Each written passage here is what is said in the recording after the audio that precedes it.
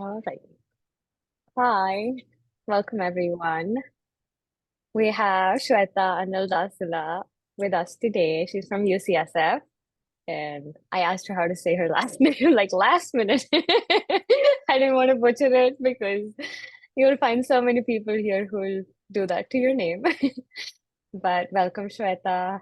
Um, would you like to start by telling us a little bit about yourself? Um, Hi guys. Nice to see you all here. So I'm Shweta. I come from Mumbai, and if you want to know what I did, it's like I completed my dentistry. I completed my master's in prosthodontics. Worked in Mumbai for 2 years as a consultant as a prosthodontist, and then moved to States in 2020. Applied uh, and gotten into the first cycle. And since then, I'm in UCSF, graduating in 5 months. Cannot wait. Probably signing offers by next month. And yeah, that's about me. I love traveling. I've traveled a lot of places uh, in these 2 years or 3 years, maybe. Yeah, during COVID as well. Hmm. So yeah, Now, that's pretty much about it. I'm sorry. were you here in COVID? Yeah, I think 2020, right? Yes, I was. Yeah, Like yeah, half yeah. of it. Yeah, I was there. I Okay. came in October. So yeah. It's exciting. So thank you so much for taking time out of your schedule to do this. Mhm. And she's graduating in 5 months. How exciting. You have graduated, so I'm jealous of I you. have. One good thing about Colorado is that we have a shorter program. So yes, I graduated in December. For those who don't know, my name is Mohita. I was in the class of 2023. I graduated less than a month ago. So it was very exciting. So I decided on doing this webinars just because somebody else helped us along the way, and I thought we should just pay it forward. And Shweta gave a really small introduction about herself, but she's very active, proactive in ASDA, AGD, and whatnot. She's going to be doing big things later this month, next month. She's presenting a resolution for advanced standing students. For those of you who don't know, it's we get an OPT for 1 year after graduating, which only lets us apply for H-1B for 1 year. She's going to be presenting a resolution to the ASDA House of Delegates very soon. So I'm very excited, which lets us get an OPT for 3 years. Yeah. So, you want to tell us more about that? Yeah, I mean, I was seeing this in a long run for all our international dentists. I mean, I won't say we kind of suffer. I think suffer is a pretty big word, but um, I'll say that we have some difficulties with this OPT and system. So since we get only 1 year of OPT, and we need that extension as engineering colleges do. So we don't come under STEM, that's science, technology, engineering, and math. So we're trying to include dentistry as a part of the STEM designated programs. So that everyone gets benefited. And since we have a lot of debt, I mean, we have a lot of loans that we have to pay off. If we don't get jobs, usually there are, but just if we don't get, we just have 1 year of OPT, and then in that 1 year of OPT, if you don't get your H1B picked, it would be very difficult. And doing DDS and then going back home would be really a burden. Mhm. So most of the time, the situation plays a good role, a positive role. But you never know with times changing, with elections, with USCIS changing its rules all the time. So I think we need to have a very stable pace because doing Mhm. dentistry itself is a big thing. Mhm. So yeah, I mean, I'm working on a bigger level. It's all for the future prospective students, and want to do Mhm. really good on that part. So let's hope for the best. Yeah. Mhm. We're very excited for you.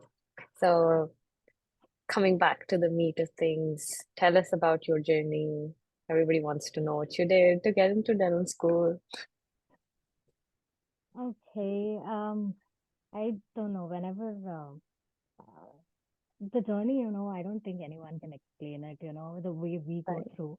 I mean, those days when no one talks about those failures, no one talks about those days we cried when we did not get an interview, or we get an interview and we did not do it. So Mm-hmm. I won't say that it's been a positive journey, I'll say. I'm not saying it was a straightforward journey because I got into first application cycle. So that was a big thing indeed. But there are a lot of factors that play a role. So, I mean, I did my NBD part one and part two. I was into that system. So I came in October. In 10 days of landing here, I gave my part one. I gave Mm-hmm. my part two in December. So it was Mm-hmm. just a month. It was like in a month I gave it. Sorry, second month. So October was my part one, December was my part two. I gave ADAT. Uh, Mm-hmm. it was very random. I did not take any coaching or anything. It was just that I wanted to give off the exam. Then I gave my Mm-hmm. TOEFL, Mm-hmm. um, scored 113 on that. Um That's awesome. Post that, I applied to colleges. I volunteered at two places. I was in Salt Lake City. So my brother is also here. My partner is also here. I was not married by then. So I was kind of living in with my partner. So Salt Lake City is a great place to have a lot of volunteering clinics. So there were a lot of free clinics that I worked on. So it was a good experience. And I was not aiming for some 100 hours of volunteering shadowing. I was just um doing what I felt like, and not for the application or not for something that I had to give in. Mm-hmm. Um, Post that I applied at the same time. March 5th was our opening of the application cycle in 2021, Mm-hmm. and then I applied. Got in four interviews. I got into Michigan, Pittsburgh, USC, and UCSF. And since every college has some extra test, either Casper or, what do you say, supplemental. Um, Post that, I went for Pittsburgh. I went into another interview which is called bench test. Uh, it uh, Pittsburgh was like an interview, and once you get selected in interview, you go into bench. So Pittsburgh, I really tried, but it was like 6 seats, so they kind of chose all in-houses. Mm-hmm. Other than that, Michigan was also good, but it was a Kira interview. Mm-hmm. UCSF was one-on-one. So I think Mm-hmm. UCSF felt real because I was not talking to a computer. I was talking to faculty, and it really felt good. Mm-hmm. And yeah, and I got into UCSF. So yeah, I mean, and I remember I was applying to UPenn, and I heard about it, like, it was an Ivy League and all that, blah, blah, blah. Mm-hmm. And that was my first rejection, let me tell you. The letter came, and we were just moving from Salt Lake, and my rejection letter came, and I kept it in the bag, and I was so I'm not a crybaby because I've seen a lot of other things in my life, but I was like, I went alone, and I'm just sitting there, wondering what is gonna happen. Mm-hmm. But thanks to my like supportive system, my mom, my Mm-hmm. brother, my partner, and they're like, you just go forward, don't keep thinking backwards and all that. And then and I still remember that rejection. And but the moment I got UCSF was just a day before my birthday, and it was crazy. I was with my brother, and we all enjoyed. Um, Mm-hmm. So yeah, I mean, there have been crazy days. There have been traveling to bench tests. There have been drafting SOPs like 100 times. I don't know how many times, but yeah. So it's not just one path. Mm-hmm. Don't think that it's just it was easy for somebody. It's hard for someone. It's nothing like that. Everyone has its own journey. So this Mm-hmm. was my journey. Mm-hmm. I don't know how. I try to elaborate in few steps. So let's, yeah. Yeah, thank you for sharing. Yeah, you briefly touched on a lot of things. And I really like the fact that you share that, everybody has a different journey. We don't talk about our failures because I also got waitlisted at Loma Linda and just like Pittsburgh, you you take the bench test first, and then you get selected for the interviews. I was shortlisted for interview, and then I just knew that I did not do well. That was my first ever interview, and I just felt like, I just ruined a big chance. And yeah, but we all get in at some point or the other. You just have to see a lot of things on the way. Right. Um, you talked about volunteering. Would you mind elaborating a little bit on that? What kind of a volunteering you did? So I volunteered in two clinics. Mm-hmm, Um, One was a free clinic. It was like a medical clinic.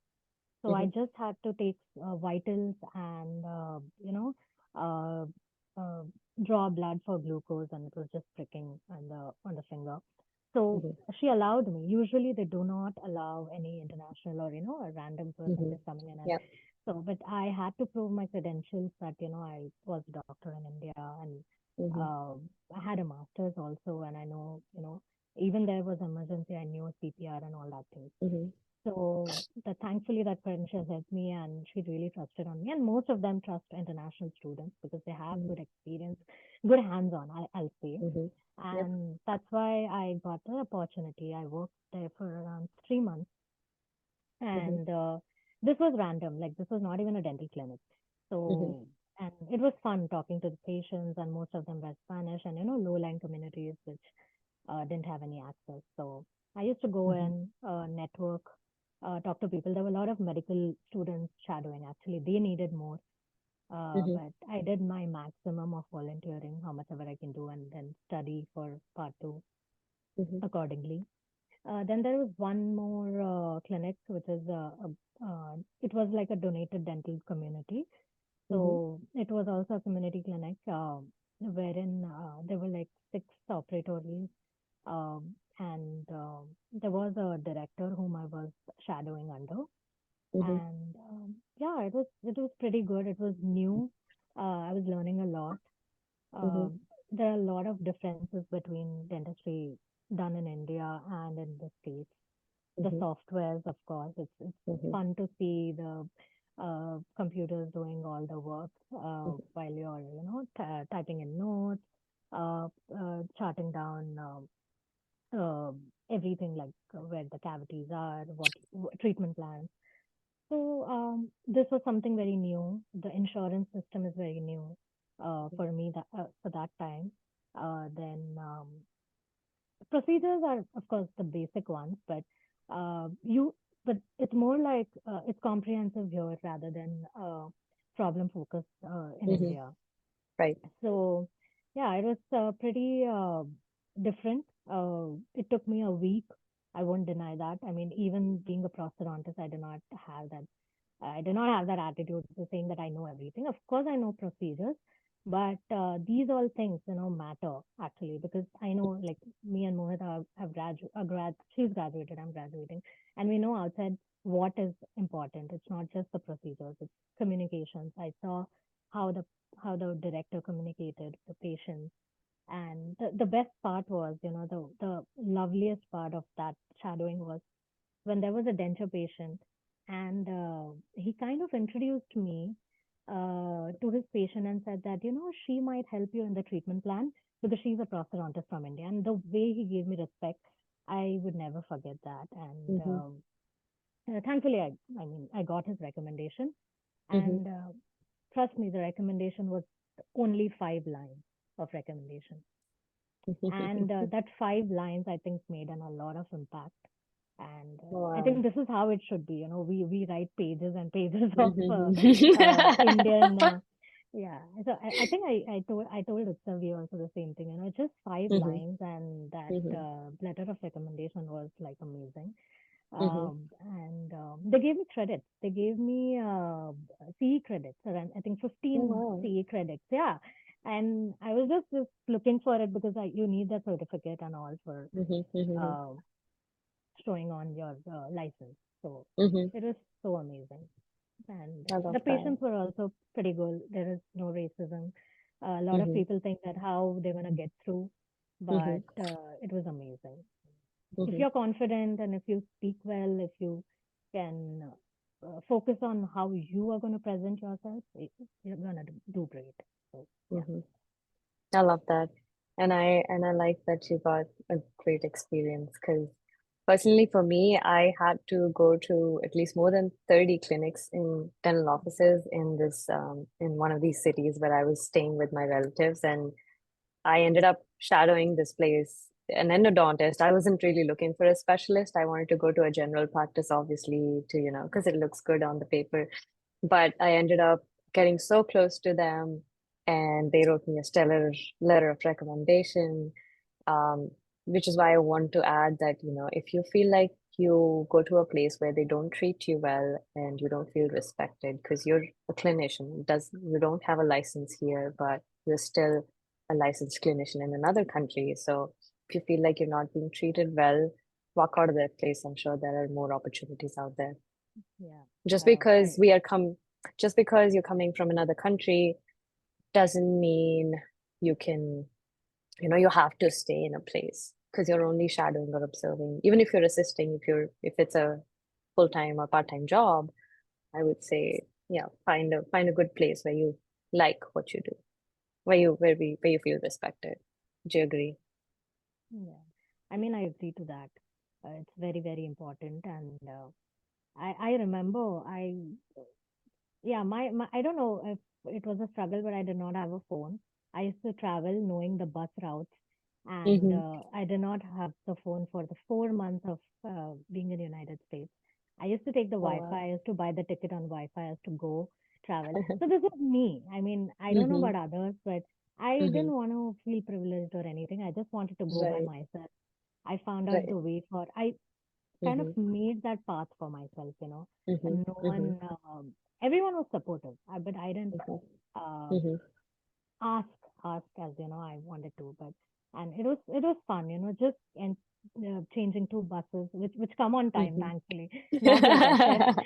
Yeah, I mean it is a quiet Mm-hmm. city, and Mm-hmm. Utah is a state, Salt Lake Mm-hmm. City is the uh, city, and it is beautiful. So it has a lot of national parks. I'm pretty sure you know it, Mm-hmm. Mm-hmm. and yeah, so you have to form your own path. You have to find clinics. I'm sure like Mohta underwent like 30 clinics. And I still see a lot of people not getting clinics to work with because Mm-hmm. since COVID, a lot of things have changed. A lot of people have gone Mm-hmm. uh, haywire with because they're either selling it or things are not working Mm-hmm. well.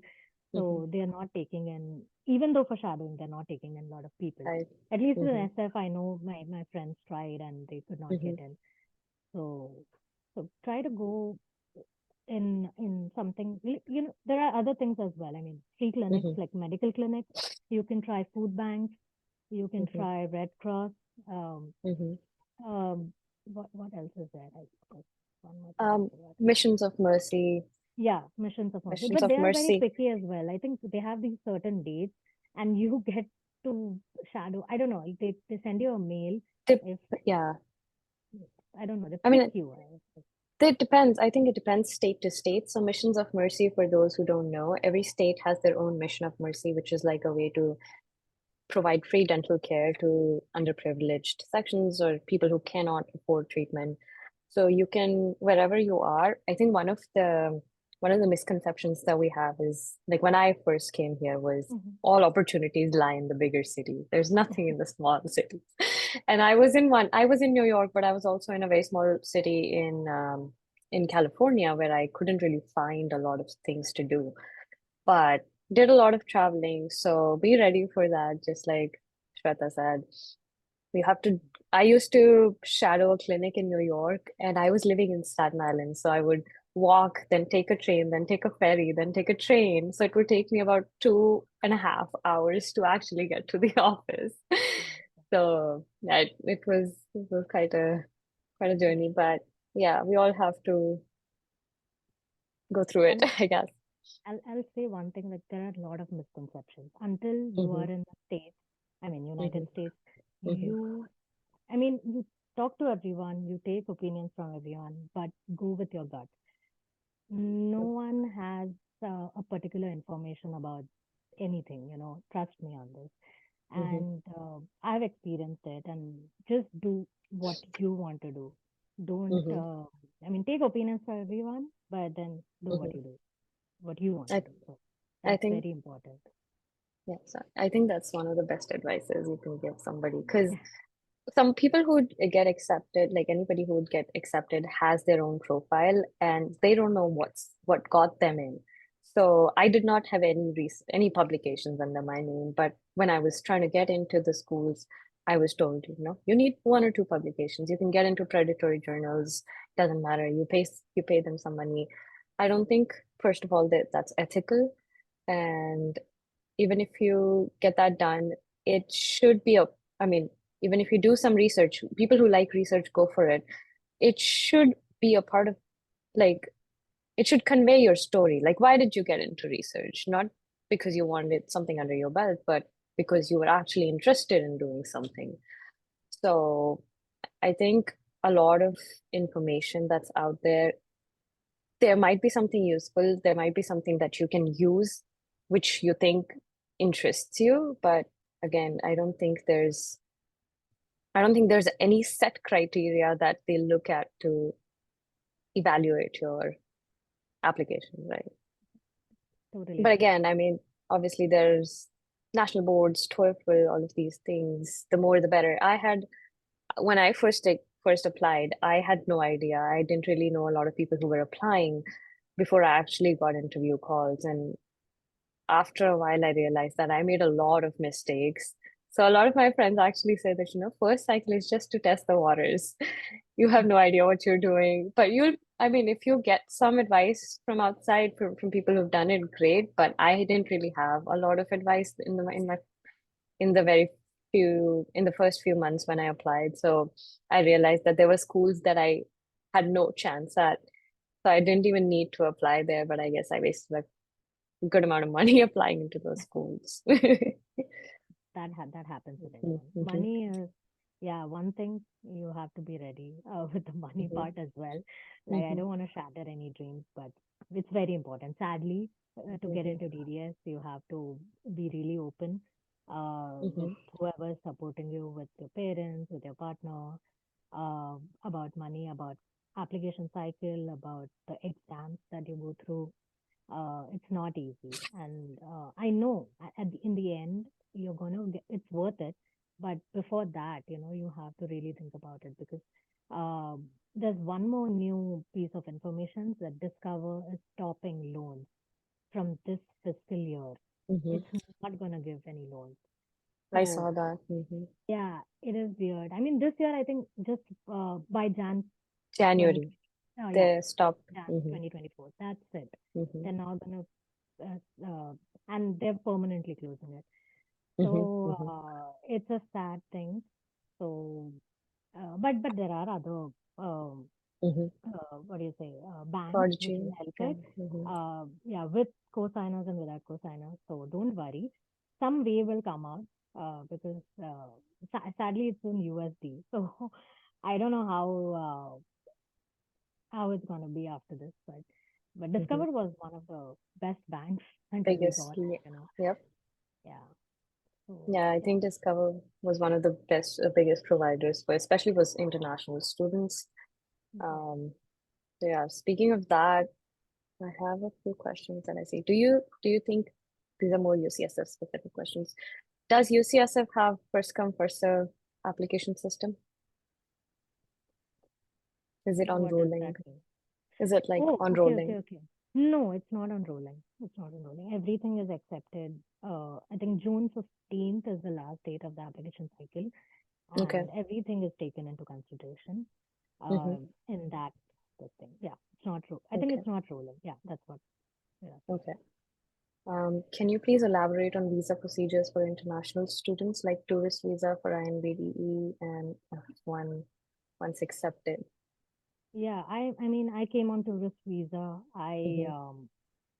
I mean, I uh, gave my NBD part one, part two, and got married, and and yeah, and then once you get accepted, they'll give you I-20. There's something called as the Mm-hmm.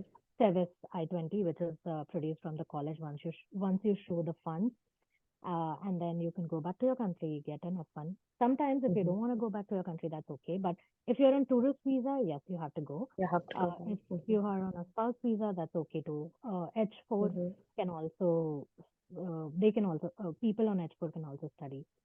Mm-hmm. So that's not an issue. And you can wait till you want to go back to India and do it.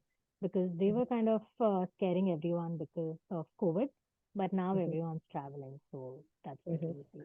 I don't know if you wanted any other Harmandeep. Yeah, if you had any other questions on visas, Mm-hmm. this is what I So answered. I think so. I also came here on a tourist visa to take my national boards, and when I first applied for my DS 160 and tourist visa and everything, people were trying to scare me off that you shouldn't be saying that you're going to go give an exam. Just say you're going to be a tourist, and I am not good at lying, so I'll be like I'm just going to be honest and tell them that this exam cannot be taken outside of US or Canada. So I have to go and take this. And they were pretty okay with it. I didn't have a problem getting my visa just on the basis of national boards. I told them this is my date. I didn't really have to show them. I just told them this is a dental exam. I'm in dental school. Yeah. And then F1, again, once you're accepted, your school provides all the paperwork for you to apply for an F1 visa. How important is ADAT for acceptance? It's not important. I mean, it depends. It's just an add-on, to be honest. Mm-hmm. Because in Michigan, I think ADAT is important. That's what they say. But there are people who have accepted this year without ADAT as well. Mm-hmm. So it's just an add-on. It's basically Mm-hmm. for the residencies. It's Right. yeah, this is just an add-on. I think even Pittsburgh says ADAT Mm-hmm. is like not necessary, but if given, great. Um, Mm-hmm. so yeah, I think this is a myth which a lot of people have, and even I had. I didn't know about ADAT. I just randomly gave Mm-hmm. because I thought that I'll apply for residency, if not Mm-hmm. this that. Mm-hmm. So yeah, so I didn't specifically wanting to increase my chances, nothing like that. I didn't even know why ADAT, what ADAT was for. It was just an exam. I thought Mm-hmm. maybe I had to give, so I just Mm-hmm. gave that. Mm-hmm. Yeah, I think it adds on. It might not be necessary for your profile because I do know that historically Michigan has accepted a lot of people without that. Um, if you want to give, because I think the preparation is very similar to part now INBD, not part one and two. So I think you can still take the exam if you have the money and resources and the time to take the exam. So go Oh, for it. It just no, it's not like, I mean, it's similar, but hmm it is a shorter exam. It's like a 4 hour right, exam. right. And you have biostats. That's one of the annoying subjects in the world. But now And INBD has a biostats too, I think. really? Oh, I Yeah, didn't we know that. can. We too are old. We took it a while ago. I took it. Uh, I took it in 2018. So yeah, I took part one and two. But yeah, I think INBDE has biostats too. oh, that's But yeah, fun. don't quote us on that. Quote me on that. Yeah, yeah, Please I double have check. no clue about IMBD at all. But Mm-hmm, yeah, ADAT, I know that biostats is like, it's like 40, 40, 40 questions of each. mm-hmm, Uh, so there are 4 parts, and the fourth part is biostats. And it's mm-hmm, like there's a USMLE book that you can read, but mm-hmm, it's okay. It's not that mm-hmm. crazy. Yeah. Right. So yeah, Utsavi says that there is biostats for INBDE. Yeah. Did I miss? Does UCSF have a bench test? UCSF, no, it used to have it, but since Mm-hmm. COVID, no. Okay. This year, I'm So. not sure. I will Mm-hmm. confirm with the admissions team and get back. But yeah, Mm-hmm. I've been looking at the UCSF's requirements, and they don't really have a lot of requirements because even for INBDE, they said it's encouraged, but it's not required. So technically, you can apply straight out of school, I guess. but I think the best part about UCSF is a one-on-one interview. So that's Right. when they kind of choose. So that's if you ask me, you will feel that oh, it's simple. You talk, but the faculty, it actually judges you how well you speak, how well you do, and even they're seeing your past what what kind of like after BDS what you have done, and there is Mm-hmm. no set system. Let me tell you that there's no set Mm-hmm. system that this is done, so this is tick mark. This is Mm-hmm. another student has this, so um, it's just very random. It's Mm-hmm. just what this every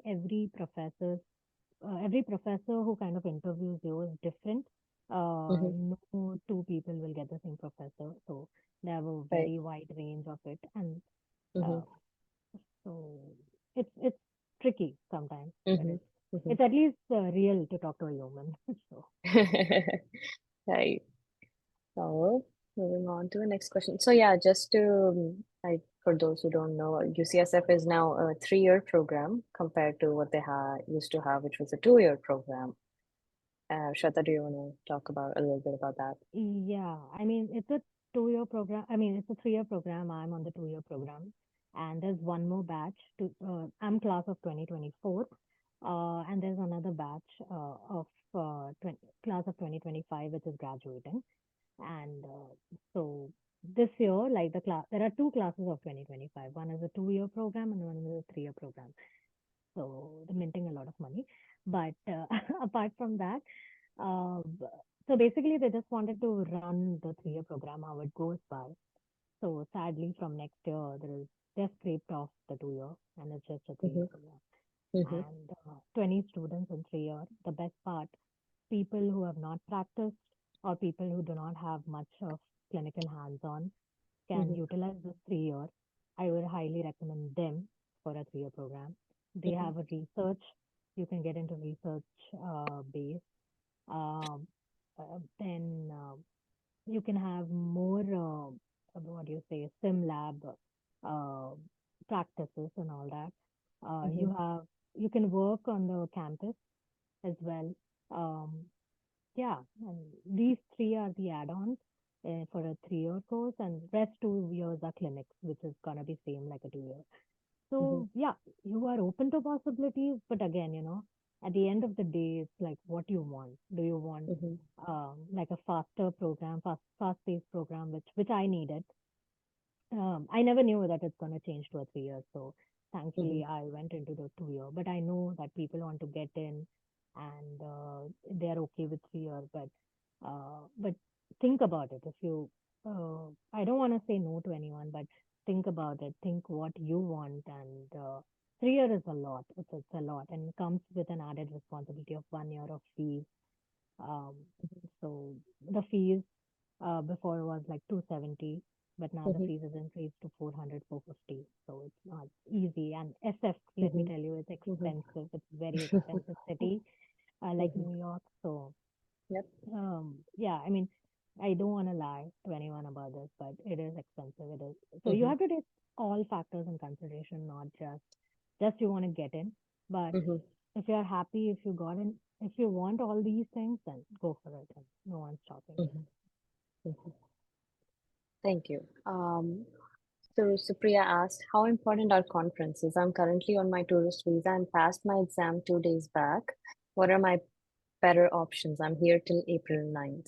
Congratulations, first of all. Okay. What do you think? Okay. Do you want to take this? How important are conferences? I think you can take this. I mean, I I can mean, add on to this. so when I first got here, I couldn't see a lot of options, first of all, but I got lucky because I was visiting New York and they have this big meeting called Greater New York Dental Meeting. Um, it helps you make a lot of contacts. So I think it depends what you make out of that conference. If you're just going there trying to get any CEs and maybe not interacting much, I would say that's not really going to be of great benefit, considering if you're spending money to travel, flight tickets, hotels, and maybe conference registrations.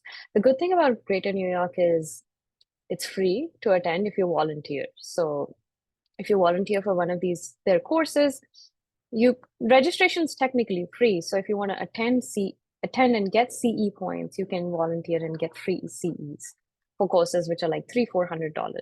And then you can also get to see the latest dental stuff that's out there in the market, get to meet a lot of people. I personally got to if you're in the same area, I was actually in New York for a while, so I actually found one of these dentists who was happy to let me shadow at his practice, and that happened at the meeting. So he was very kind to. Wait, this is the one that took me 2 hours to get, 2.5 hours to get to. But yeah, you can find a lot of people who will be willing to help you in whatever way they can. Because honestly, everybody is, I feel a lot of people are out there trying to help and mentor you and guide you towards the right direction. You just have to project yourself, put yourself out there and be confident, approach them with confidence, try to talk to as many people as you want. So yeah, you can make, you can, I guess, get a lot of benefits out of a conference, for the lack of a better word, but I think there's a lot that you can get out of a conference. But I know that Chicago Midwinter is happening soon, if you're here till April. And then what's the other one? Hinman is happening. If you're around Colorado, RMDC, which is the Rocky Mountain Dental Convention, is happening. You can also check out like the if you're not short of resources. I think ASTA usually has these district conferences which you can attend being on international students, because I know that NLC was attended by a lot of international students. I don't know about district conferences. So I Oh, saw a couple, yeah, when we were at the NLC, I saw a lot of so NLC is ASTA's National Leadership Conference. It happens in October. So you can attend as an international member. It's just more registration fee and everything. oh, I thought everyone had a school attached to them. I No, I think they did think. not, Hmm. because whoever I met was through a Hmm. school. That's what they were trying to do at an NLC. It was more for the pre-dental people. Right, but I did meet a few international students because I did have like international ASTA membership. You guys can Oh, check it out if you want. There are not a lot of resources, unfortunately, on ASTA, but you can look at their. One thing I really recommend is you can look at their Contour magazine. It has a lot of good articles that can help you on your way, on your journey. And because I really found some very cool stuff. And then, if you're very proactive, you can reach out to those people on LinkedIn, stalk them, find what yeah. they're doing, get connected. And, maybe somebody is in your area, maybe wherever you are, you can find people there. And yeah, you can make the most out of it. If Um, I'll try to find more conferences and share them with you guys afterwards. But yeah, you want to add to that, Shweta? I think for Greater New York meeting, you can present. If I'm not wrong, Utsavi had told me Yes. about this, and Oh, yes. you can present as well. So Mm-hmm. that's one good thing. But Mm-hmm. if you're just wanting to write it on the application, which many people do, I'm sorry to say, it's not gonna make the cut. Mm-hmm. So Yeah. don't do it just for doing it, because there are a lot of Mm-hmm. conferences which will come ahead, and when you're around, or something like that. But again, resources, very Mm-hmm. important.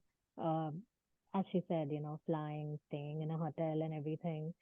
uh Sorry, Mohita, 1 second, let me get my charger. Sorry. Mm-hmm. Yes. Yeah, so pretty much you can just attend the conferences if you can, Mm-hmm. but if you Mm-hmm. want to present, that's a really good deal. If you have some paper to Yeah. present, you can do that. Yeah. I mean, if you have any research, they don't stop you from presenting your own paper. So go ahead. I think you have to register prior in advance. So, Supriya, going back to your question, check out Hinman and check out Chicago Midwinter if they let you present, if you have some research that you've done that you can present. But yeah, if you only want to put it on paper, I wouldn't really recommend. There's not a lot that you can show that you went on a conference. What about it? Sorry. I said, I mean, if you just want to add something on your CV, it's not of that benefit. So he's saying Hinman and Greater New York allow, not Chicago Midwinter. Okay. And then RMDC is out there too. I think you can present. I'll have to check that.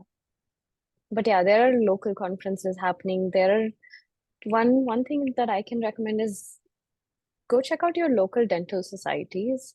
Everybody has every state and every like big city has their dental society that you can reach out to for any dental events that are happening. Get connected to their executive director or somebody who's, working there, and they would be willing to help you find maybe a dentist to shadow, or maybe any events that they know of, and get you connected to the right people. They're very helpful.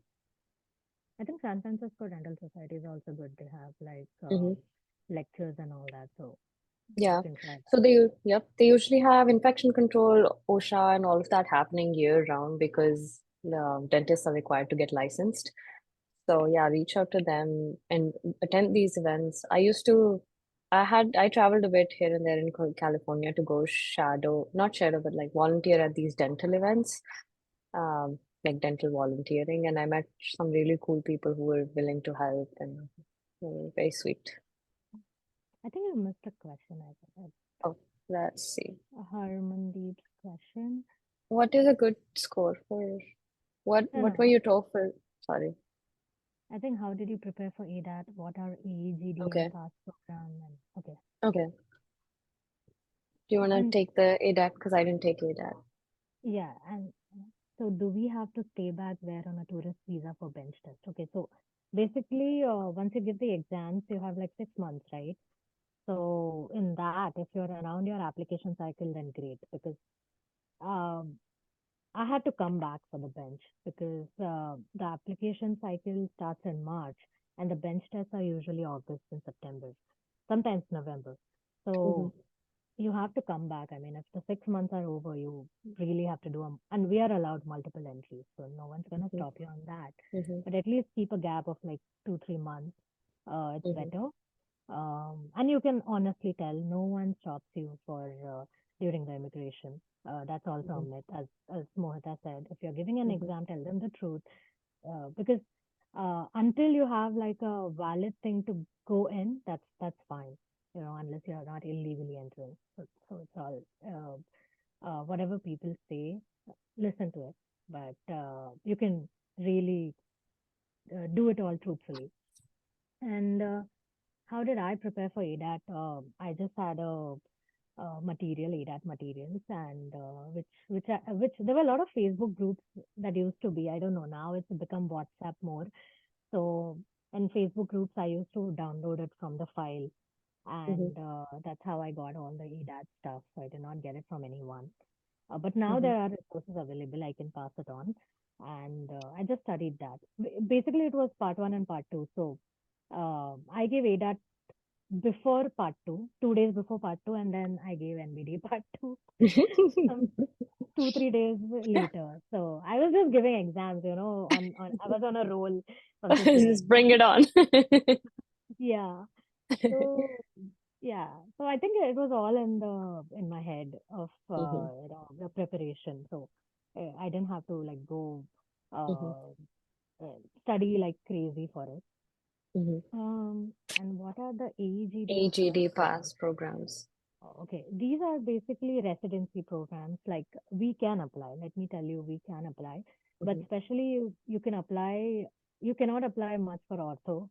Mm-hmm. There is a lot of competition in that because you're going to compete with the local DDS students who usually apply for ortho.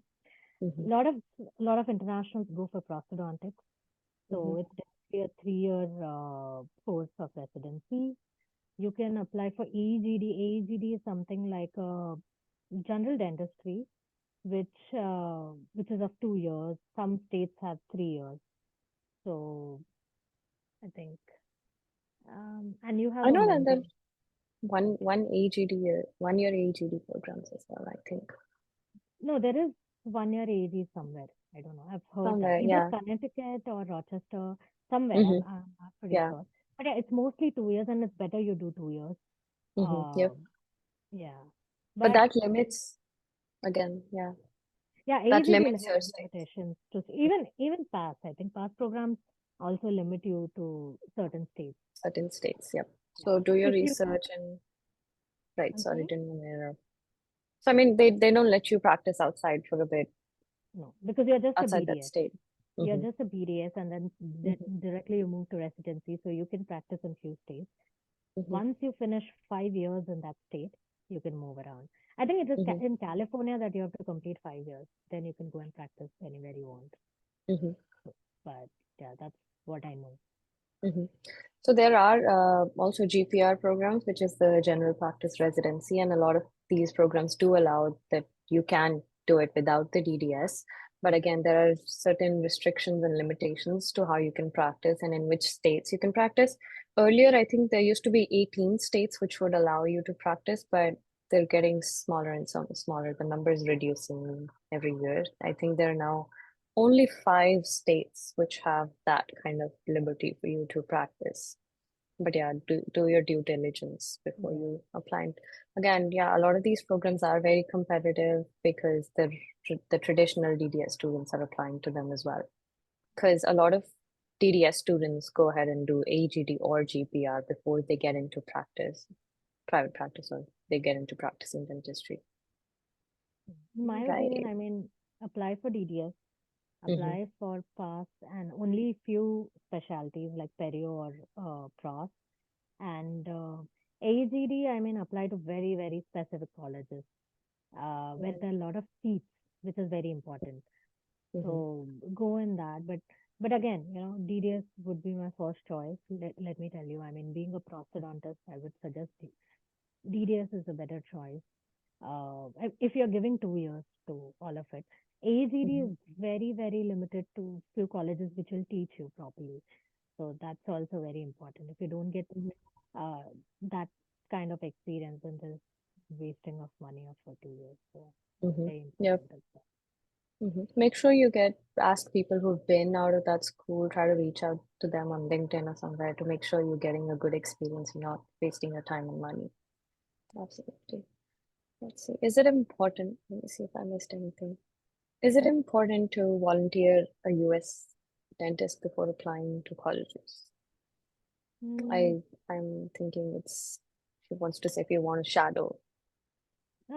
to be honest, it's vague, It's I've seen people who did not volunteer and still got in, Mm-hmm. Mm-hmm. and I feel I just wanted to, like, for personally, if you ask me, I would like Mm-hmm. to volunteer because someday they're gonna ask you, like, what are the differences that you felt, Mm-hmm. and why do you want to do dentistry? If you don't have any answer to that, how will you see it? Only if you shadow some dentist, right? So Mm-hmm. you will Mm-hmm. see that difference. You can't like randomly tell you that these 5 points are the differences. No, you have to talk about what you saw in this clinic and what you Mm-hmm. practice in India. So I Mm-hmm. feel personally for me it is very important that you learn how dentistry is done and in bits and pieces, of course, not learn dentistry, but um, I would suggest it is important. But again, people have gotten without having any dental experience and I mean any dental shadowing experience in the state. Mm-hmm. Yeah, I think I would agree on that. So if you ask, is it required? Maybe it's not, but do we recommend it? 100%, because there's just so much that you learn. And I feel like even with people, I volunteered for only, I want to say less than 3 months, 4 months, I want to say. But even that was very crucial in learning how things work. Because sometimes was asked these questions that in my first interview, I did not know answers to, but I guess I was more like I had better answers in my second interview with Colorado. Like, let's say there's a patient who doesn't have the money to pay. What are you going to do? So there are things like, payment plans that we had no idea about when I was working as a dentist in India. So I think it's good to get all that experience because there's a lot more because it's like running a business. There's a clinical part, but there's also the business side of dentistry that we have no idea about. That and shadowing really helps us understand that. So yeah. 100%. Is 2 year clinical experience required for UCSF? No, Yeah. I know it's written, but I don't know if it's written actually, but it's not required at all Okay. because I have my like in my cohort, I have Mm-hmm. people who've just graduated and got into UCSF. So Mm-hmm. no, it's not required. What's a good what were your resources for TOEFL? Oh, Resources, okay. Um, so I think the basic books that the IBT TOEFL book, which put on the website, Mm-hmm. and I don't remember. I think I used to practice a lot of tests. It's a, I don't know, it's a Chinese website or something. Mm-hmm. And I used to really practice. So time management is really, really important for Mm-hmm. TOEFL exam. And I think score above 100. That's a must. That's a must for international students. Mm-hmm. I personally suggest. I know it's not necessary, but uh, they say for like Indians, we already speak English and Mm-hmm. we have this first Yeah. language. So they prefer, um, what do you say? They prefer at least, 100 plus in Mm-hmm. TOEFL. So I Yeah. think there are many resources. I can share that with you as well. I Yeah. mean, I don't remember like Mm-hmm. names, but Mm-hmm. yeah, I'll just, And I'll share some resources with you guys as well. It's some from YouTube, and there's some like keywords that I made a list of that I really, practiced putting into my writing, and then practicing in front of the mirror really helps. Timing yourself, creating like a framework for your questions. That's what I did. So I knew that I was going to handle each question in a specific way. By you can use the PAR approach, like problem, action, result kind of a yeah. I sequence just for some remembered questions. some videos, so I'm just putting it down. Hmm. Perfect. How good are out of US CDE's conferences? I mean, again, if you want to present something that would be more beneficial in those cases, especially, I don't think outside CE courses really matter that much. I used to think, because I used to go a lot of conferences back in India, and I think as long as you're presenting something, you have something to write on your CV, I guess. Noteful. I use Noteful a lot. Yeah, even I like Noteful videos and Hmm. I like, Hmm. so I solved some tests from Barron and as well as Cambridge. Barron's good. Hmm. Yeah, Cambridge is also good. So it's just Perfect. do it online, manage your time. I think that's more Hmm. important. Hmm. Yeah. So, Mm. okay. What are sources for online CE credit courses? Great Oh, there are a lot. question. There are a There's lot. so many. I can. You can try UCSF as well. UCSF is paid, but it's very Mhm, good. It's very good. mhm. So There are many free CE courses online. I think there's Colgate Oral Health Network or something that I used to do a lot because they have some live webinars. But I can share some resources on that. yeah, I think Colgate I'll was make a note there. of And I that. think um, Check out Henry Schein. I think Henry Schein has some too. then which was that? Oh God, Dent Care. No, Dental Care. No, something. Oral care. What is that? Oh, You can look it up. yeah, I'll look it up. And Hmm. I'll share some resources with you guys. hmm. Okay. How to craft an SOP? Oh God. Personally, I'm not sure what all to add. How should I answer the question? Why did you choose dentistry? Why only this? But first of all of these questions are not supposed to be answered in your Yeah, SOP. yes, That's not why the SOP is for. Your SOP has to show your personal story. And we keep saying that, and I used to hear this all the time, but I never understood what it actually meant. So I think for SOPs, you have to really do a lot of soul searching and think about some pivotal moments in your life, and they don't have to be related to dentistry. So for me, I asked my program director, I went around my school and I asked a couple of people about some tips for SOPs. And the previous program director, Dr. Elizabeth Town, she said her favorite SOP in 20 years, 15 years of being the director was the first line goes, I started my own practice and it failed miserably. wow. Talk about having an opening statement. So, talk about your failures, talk about impactful things. I made the same mistake, and trust me, you can still get into schools with a store with an SOP that talks about the things you did. You're just basically putting things out of your CV into a story. But that's not what they're looking for, especially for Colorado. I'm sure that's the case for UCSF as well. I can say a biggest don't is do not start with a quote. That's so cliche. Do not start with a quote. Uh, this is somebody at Harvard. I don't know, one of my colleagues, who helped me uh, with my SOPs, like to not. That's very very cliche. That's very very uh, non-original. You can say start with your failures, as she said. Start with a story that something inspired you. It can be a theme. It can be about you. It can be about death. It can be about sorrow. And but what you learned is important. It's not the story, to be Mhm, honest. It's what are the learnings that you had. It's very important in an SOP. And let me tell you, mine was a basic SOP. I just had like I just wrote what I did and why did I come here. That was it. I did not write mhm, a story. I did not write um, anything. My SOP was very very basic. I completed in one page, and but that was me again.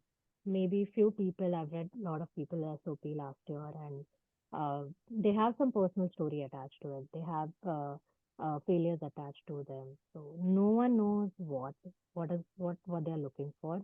mhm, But you have to do, as she said, you have to do a soul searching about it. You have to know what what it should talk about you. I mean, the moment I read an SOP, you should say that okay, it's Mohita's or it's Shweta's or it's Savi's. It should call out your name. So that's very mhm, important. mhm. One of the things that, again, one of my faculties told me was, please don't write the grandma story, how your grandma needed dentures. Please, it's one of the most written stories, all about your braces. I didn't have a dental specific story, but I talked, I mean, mine wasn't that great of an SOP either, but I talked about my dimples and how, some of my modulus and stuff, but it was something different. I didn't really have like a conventional aha moment where I knew I wanted to go into dentistry. So I did not write about it. I think one thing that you can, I mean, obviously, maybe your grandma needed dentures and maybe that is the reason why you went into dentistry. But I would say that just don't lie in your personal statement. Let it be your truth. And I would also like to add that if you mention a quote from somewhere, from a writer or something, it should be really close to your heart. Just do not write anything because I've had different people say different things about writing a quote or starting your personal statement with a quote. So one of my faculties interviewed a student and she had started her SOP with a quote, and then he really wanted to interview her because it was one of his favorite quotes.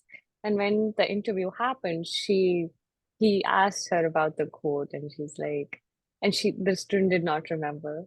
She did not remember the quote, so she couldn't really answer back, and that was like a very big turn off, I guess, for the professor because he was really looking forward to it. So if there's something that you think you will resonate with, put it out, put it there.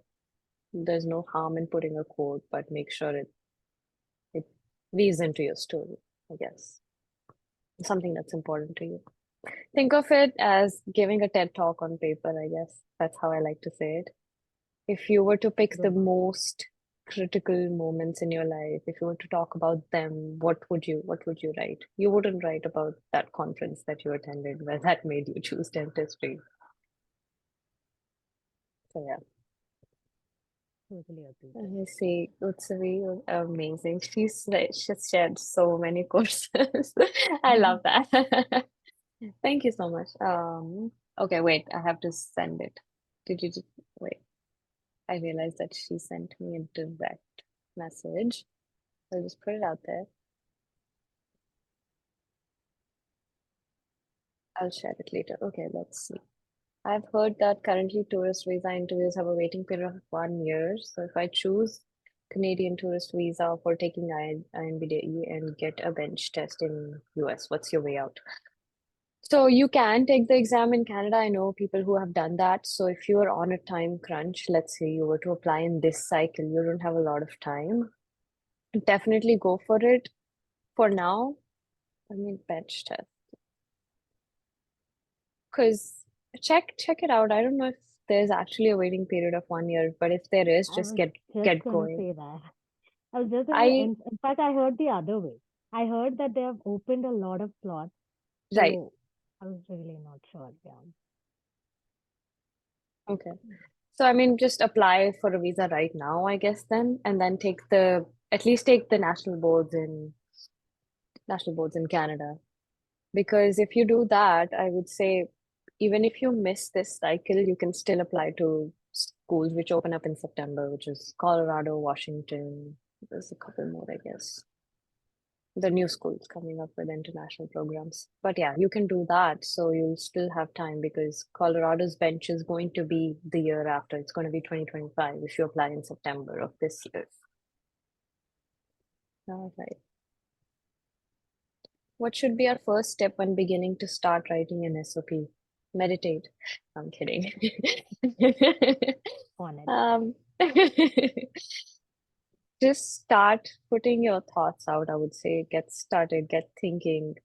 The best ideas come in the shower or just some random places where you're at. Resources to learn more about SOP writing. Is there some resources we can read? I know that there's a book that is available on Amazon for dental personal statements. I read the entire book to get an idea. Personally, it was people who have been accepted and they talked about their personal journeys. And yeah, you can purchase that if you would like, but I'm sure there are some resources I can share those as well. But again, first step should be to start thinking about your journey. Try to pinpoint some important point, like incidents that have happened in your life or something that's important to your journey. Again, think of your TED Talk. Think of the things that you would speak in those 18 minutes of your TED Talk. What's something that you would mention? Clarity on the last question. So, Harman, I'm saying that you can apply for a tourist visa right now and then wait till you get the interview, but you can, in the meantime, also apply for a Canadian visa if you don't have it, and then take the INBDE in Canada. And then once you get an interview call, maybe see, then weigh your options. Do you still have a waiting for your visa, or if you've received it, great. But then if you don't, obviously you have to defer. I know that some schools would let you defer if there's a visa situation. They can call you next year if that's the thing. But but yeah, there are some schools which open their applications in September, so that's what I was talking about. You can still apply to those schools and then come back for the interview for them because they won't happen until 2025. I hope that And makes I sense. think, and one more thing, Harmandeep, and quoting your first line, I've heard, do not listen to people. Go there, direct, do it, you know.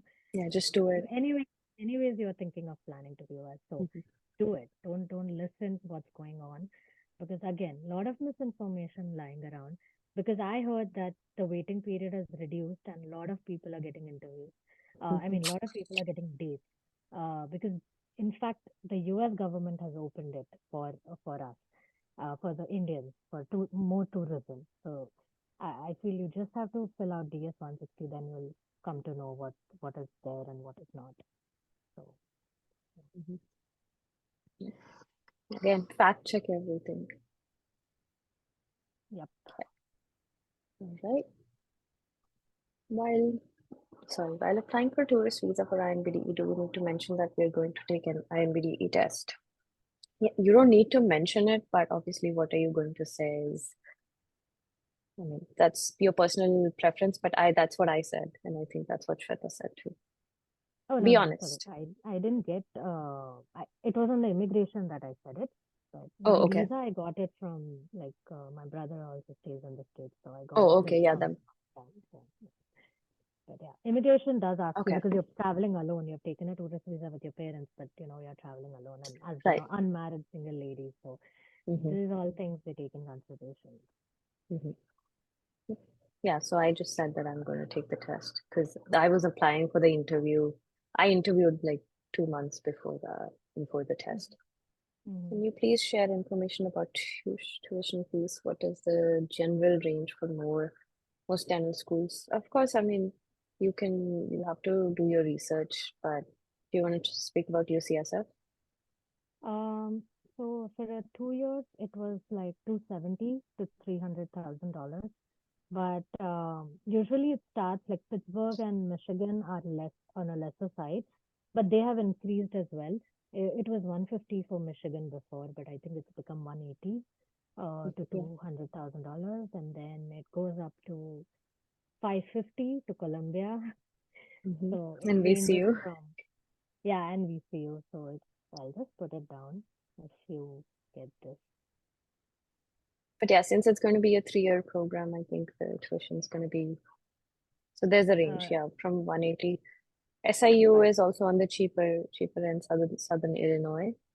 So mhm. that is there, and then yeah, it can Yeah. go up to 550, So maybe again, more. depends on the visa, the Hmm. which schools accept visa, which schools accept green card or residency. You have to see that as well. Do not apply randomly to every other school possible.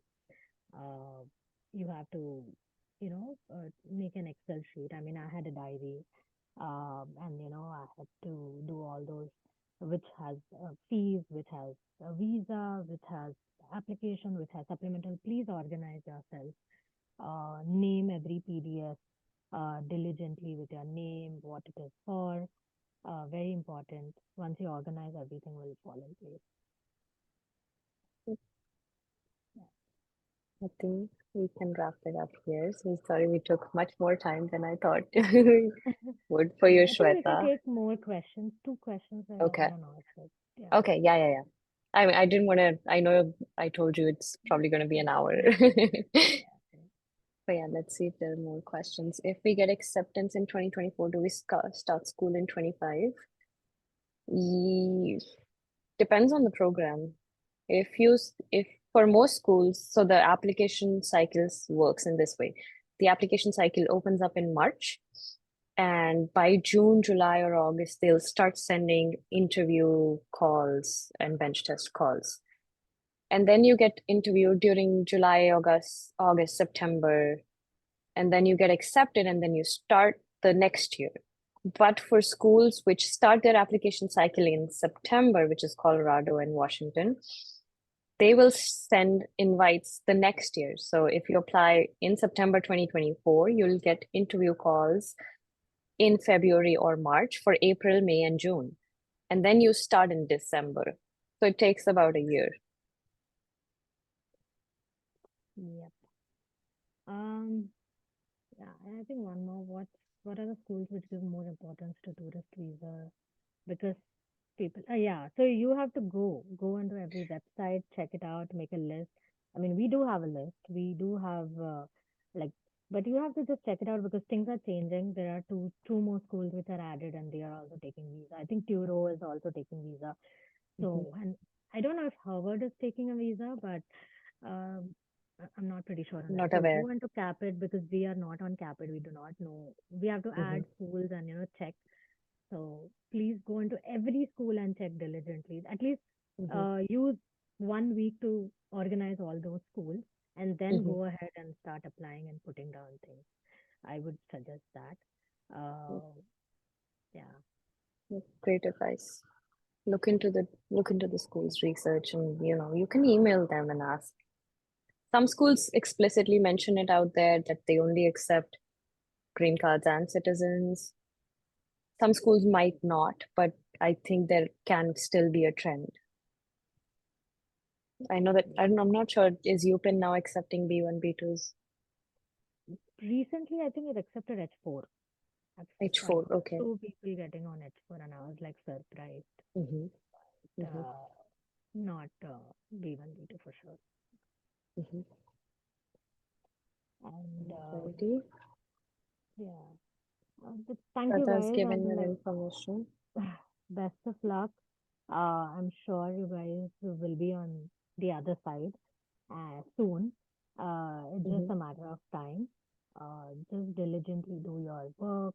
Be listen to everyone, but ultimately go with your gut. I would 100% say this. And I'm sure Sugar is gonna do great. Any more questions? I put down my number. I put down the email ID. You guys can connect.